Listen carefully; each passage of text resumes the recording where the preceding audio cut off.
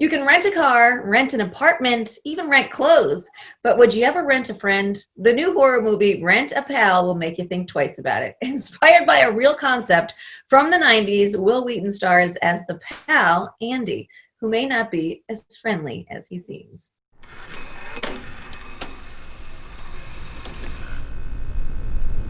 Hi, I'm Andy. Thanks for being here today. Well, let's cut to the chase. I'm here to be your friend. How's that sound? Oh, sounds great, Andy. All right, that's great. Well, I am excited. I am really excited. I mean, I gotta be honest with you here. I have been waiting for this moment for what feels like forever. And Will is joining me now. Will, it's good to see you. Welcome. Hi, good morning. Good morning. So listen, you wrote on your blog that everything about this movie makes you happy, which at first I was nervous about. Yeah.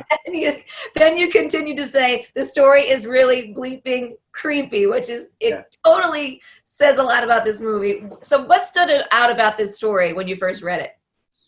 The script is very tight. There's no wasted beats. There's no wasted dialogue. The characters are extremely clearly drawn. This movie it's set in the 90s, set in the early 90s when Rent a Friend really happened, which it seems like a crazy concept to me. I don't remember Rent a Friend happening. I remember the 90s, but I did remember video dating mostly because of the movie Singles. Remember that movie? Of course. It's a weird thing that exists.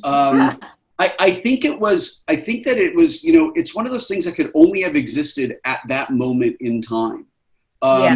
Because it was a way to give lonely people the appearance, if not the reality, of being a little less lonely. Yeah, which is crazy to think about now that most people are in their homes. Do you feel, since everyone's connecting kind of on this level right now, do you think it's going to resonate with people a little bit more? Maybe people be a little bit wary of who they're paying attention to in these screens?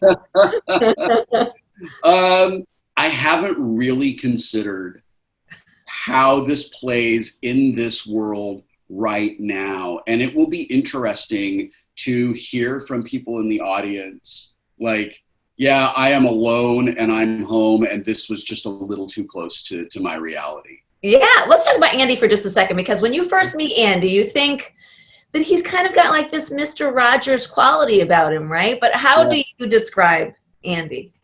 He has been described to me by more than one journalist as the psychotic Mr. Rogers. A lot of what you love about Andy's performance is in the reaction that Brian chose, that you see through David. This is very much like teamwork. This is a two-hander performance that happened where we were really in isolation of each other. We never worked together. Yeah, I was going to ask you that if you ever worked with him, or if it was completely you in a room in a chair just doing all your lines. Yeah, it was that. We filmed everything on a little industrial stage in Denver. We shot all my stuff in one day. Brian came to set and watched all of it, but it's really good. Like the first time I saw it, I just completely believed his performance. Yeah, so did I. He was really frightening. And so was Andy. So you did your job. You were also just featured in a documentary called Showbiz Kids. You've been in this business your entire life, almost 40 years you've been in this business. Yeah. For anyone that wants to get into the business of acting, kid or adult, do you have any advice for them?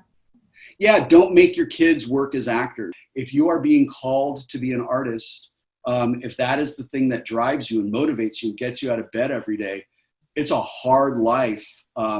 But anything in the arts, I think, is a really noble and necessary profession, especially right now. Yeah, I agree with you. I know that you're writing a new book, right? Can you tell us anything about the book? I can't. I mean, I can tell you that I'm spending a lot of time with younger me. Yeah. And that's probably more than my editor would want me to say. I know you're also narrating audiobooks. You're doing Ready Player 2 right now, right? Have you... So excited! 50 books? You do this a lot, right? You've done a lot of them.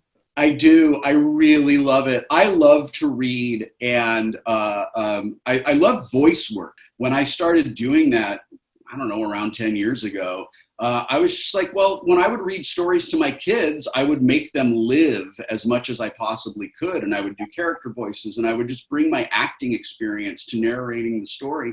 And I do that as an audiobook narrator. Well, it seems like you're doing some work that you're really proud of and love doing, and I'm happy to hear that. Thank you. Yeah, and Rent a Pal is in select theaters and on demand now. Will, thank you so much for taking the time today. Oh, it's such a pleasure to speak with you.